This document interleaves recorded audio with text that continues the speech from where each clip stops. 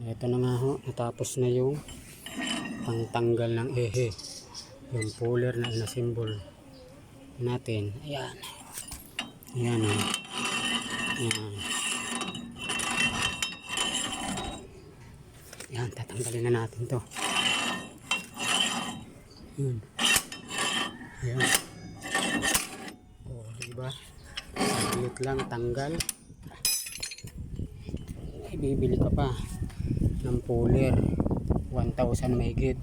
Eto mga bakal sa junk shop 160 lang bili ko. Ayan, kinumbert ko. Salamat po. Ito gagawa tayo ng puller pangtanggal ng ehe ng differential type e-bike. Ayan, ayan ang gagamitin natin mga pyesa. Tsaka ito pwede rin pangtanggal dito at pangtanggal dun sa ehe mismo, sa ehe nito. Gagawa tayo, mag-improvise tayo. Gamit lang ito. Yan, saka ito.